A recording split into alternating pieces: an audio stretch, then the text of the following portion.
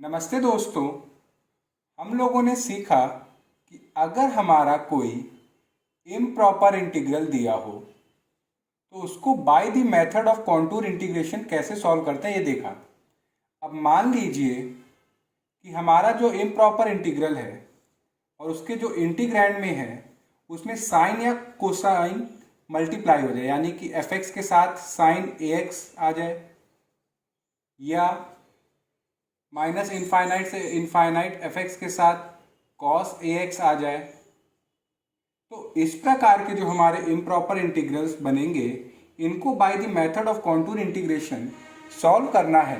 तो इसके लिए हम लोग यूज करेंगे जॉर्डन्स लेमा।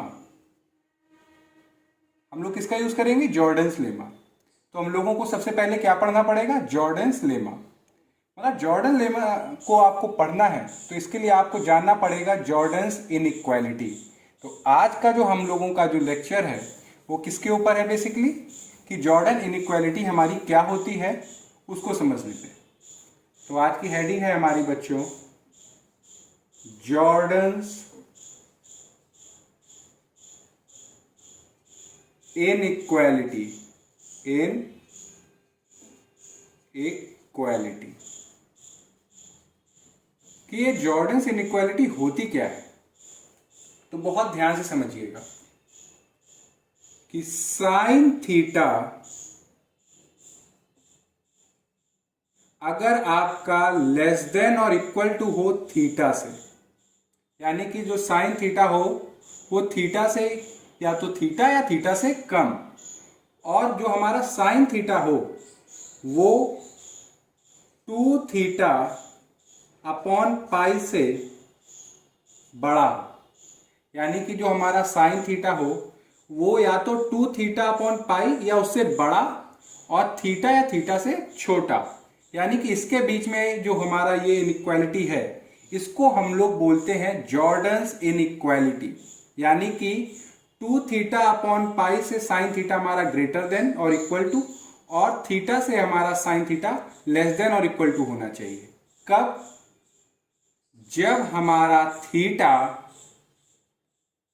0 या 0 से बड़ा और पाई बाई 2 या पाई बाई 2 से छोटा, यानी कि जब थीटा हमारा 0 से पाई बाई 2 की रेंज में होगा तो ये इनइक्वालिटी हमारी सेटिस्फाई होगी, और ये इनइक्वालिटी को बोलते हैं हम लोग जॉर्डन्स इनइक्वालिटी। ये है बच्चों हमारी जॉर्डन्स इनइक्वालिटी, यानी कि 2 थीटा अपॉन पाई से साइन थीटा बड़ा होगा और थीटा से छोटा होगा। ये यूज करेंगे हम लोग जॉर्डन्स लेमा में। अगर इसको हम लोग ज्योमेट्रिकली अगर देखना चाहें और समझना चाहें तो बहुत ध्यान से देखिएगा बच्चों।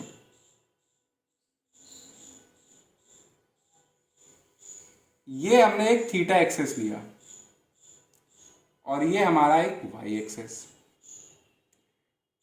ये यहां पे हमने प्लॉट किया 0, ये पाई बाई 2 और ये पाई।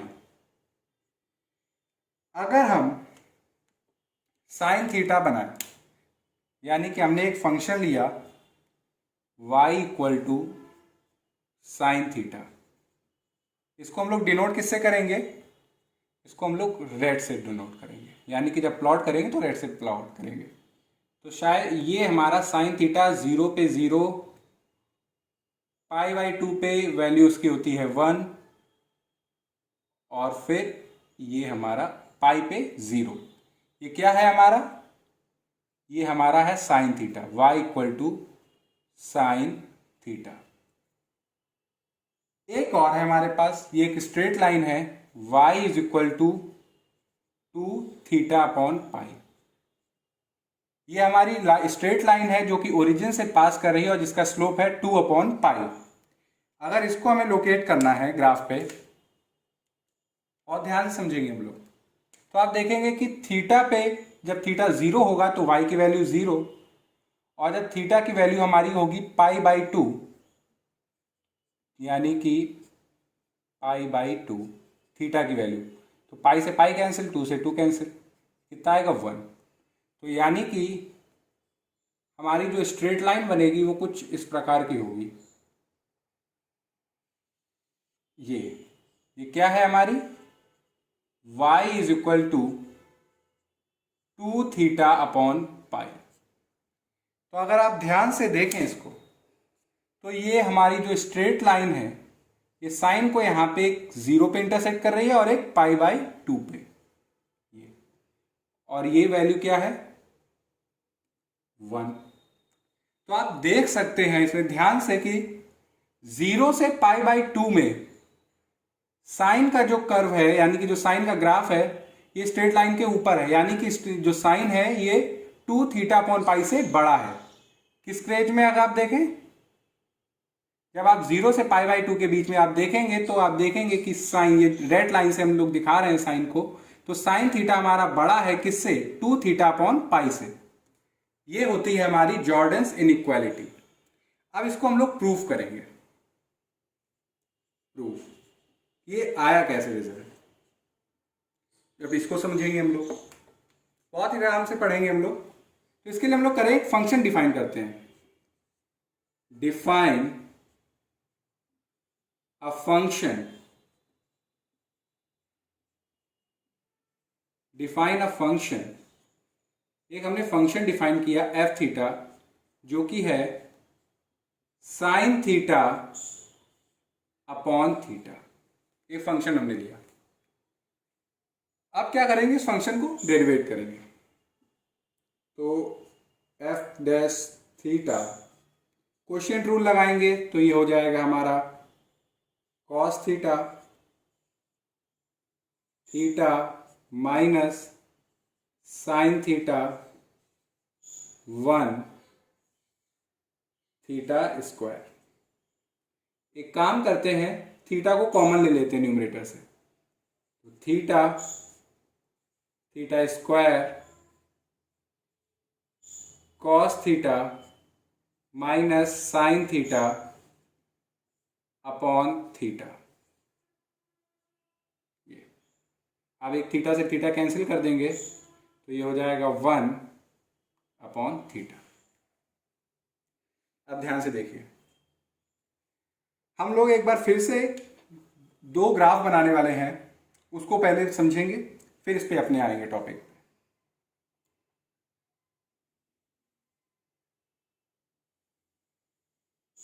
ये हमने एक लाइन बनाई, ये हमने बनाया, ये 0, ये माइनस पाई बाई 2,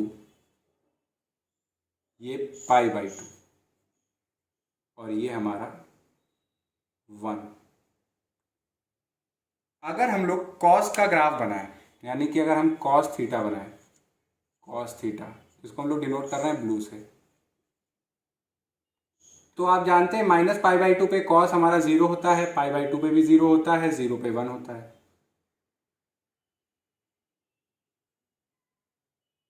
ये हमारा कॉस है। अब एक और हम लोग बनाने जा रहे हैं, जो कि है साइन थीटा अपॉन थीटा। हम लोग रेड से शो करेंगे। तो जो साइन थीटा अपॉन थीटा का ग्राफ है वो कुछ ऐसा होता है।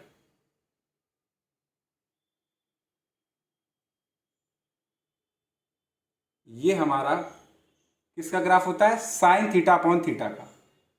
तो अगर आप 0 से पाई बाई 2 में देखेंगे तो कौन बड़ा है, आप देखेंगे कि जो हमारा कॉस थीटा है ये नीचे है और साइन थीटा अपॉन थीटा ऊपर है। तो यानी कि कौन बड़ा हुआ, कॉस थीटा से हमारा बड़ा है साइन थीटा अपॉन थीटा। अगर आप देखें 0 से पाई बाई 2 के बीच में, अगर आप देखें थीटा बिलोंगिंग टू 0 से पाई बाई 2। तो इसी चीज का हम लोग यूज करेंगे और लिखेंगे कि since cos theta is less than sin theta upon theta and it is less than 1 for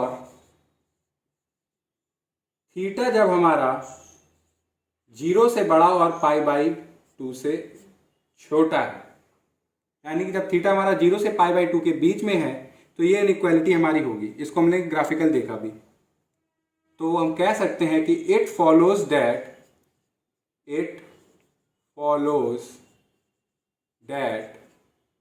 कि जो हमारा ये जो डेरिवेटिव निकाला है फंक्शन का, ये नेगेटिव होगा।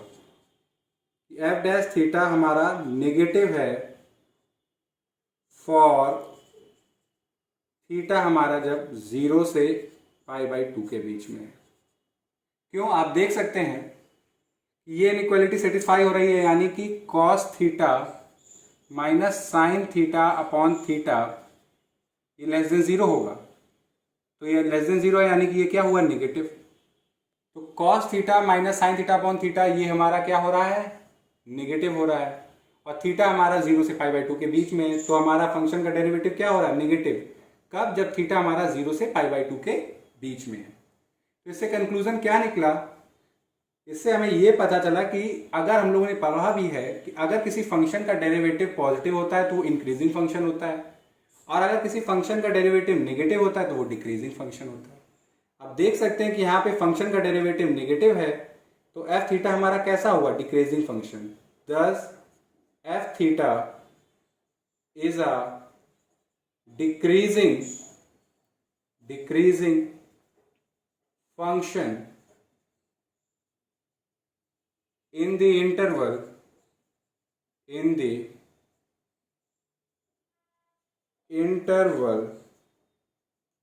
0 से π/2। therefore डिक्रीजिंग का मतलब आप समझ चाहिए कि अगर आपका इनपुट हाई है तो आउटपुट आपका कैसा होगा? आउटपुट आपका लो होगा। यानी कि इनपुट बढ़ेगा तो आउटपुट घटेगा। तो यानी कि π/2 इस इंटरवल में सबसे बड़ी वैल्यू है, तो π/2 पे हमारी फंक्शन की सबसे मिनिमम वैल्यू होगी, यानी कि f π/2 ये हमारा लेस देन होगा f थीटा से, जब हमारा जो थीटा है 0 और π/2 के बीच में है। यानी कि f π/2 हमारा π/2 पे हमारे फंक्शन सबसे मिनिमम वैल्यू दे रहा है, और छोटी होगी सारे फंक्शन की वैल्यू से जो 0 से π/2 के बीच में है। That is f π/2 less than f theta, जहां पे थीटा हमारा 0 से π/2 के बीच में। अब π/2 वैल्यू हम लोग अगर फंक्शन में पुट करेंगे तो देखेंगे कि साइन π/2 अपॉन π/2, साइन π/2 की वैल्यू होती है 1, तो ये 1, और ये 2 ऊपर चला जाएगा तो नीचे रह जाएगा पाई। तो इसको हम लोग कैसे लिख सकते हैं? 2 अपॉन पाई। और एफ थीटा हमारा क्या है? साइन थीटा अपॉन थीटा, 0 से जब थीटा हमारा 0 से π/2 के बीच में। तो ये हम लोगों ने प्रूव कर दिया कि 2 upon pi is less than sine theta upon theta. अब थीटा को आप उधर ले जाइए, तो ये हो गया 2 थीटा अपॉन पाई लेस देन साइन थीटा। और अभी हम लोगों ने ग्राफ बनाया था साइन थीटा का और 2 थीटा अपॉन पाई का, तो देखा था कि मोर ओवर कि जब थीटा की वैल्यू 0 हो या थीटा की वैल्यू π/2 हो तो साइन थीटा और 2 थीटा अपॉन पाई दोनों इक्वल होते हैं। ये अभी हम लोगों ने ग्राफ में देखा था कि 0 पे और π/2 पे साइन थीटा और 2 theta upon pi same value दे रहे हैं। तो हम लोगों ने जॉर्डन्स इनइक्वालिटी प्रूव कर दी, यानी कि हम लोगों ने जो जॉर्डन्स इनइक्वालिटी क्या होती है वो प्रूव कर दी कि यानी कि हमारा जो साइन थीटा है ये हमारा 2 थीटा अपॉन पाई से बड़ा और थीटा से छोटा होता है जब थीटा हमारा 0 से π/2 के बीच में हो। और इसको हम लोग बोलते हैं जॉर्डन्स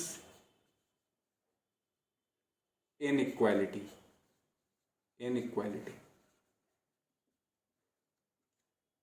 अब आज मैं आपको जॉर्डन्स इनइक्वालिटी बताता हूं। नेक्स्ट वीडियो में आपको मैं जॉर्डन्स लेमा बताऊंगा और उसमें कैसे हम लोग जॉर्डन्स इनइक्वालिटी का यूज करेंगे वो भी देखेंगे। अगर आपको इस थ्योरम में यानी कि अगर इस जॉर्डन्स इनइक्वालिटी में अगर कहीं कोई प्रॉब्लम हो तो आप कमेंट सेक्शन में लिख के बताइएगा।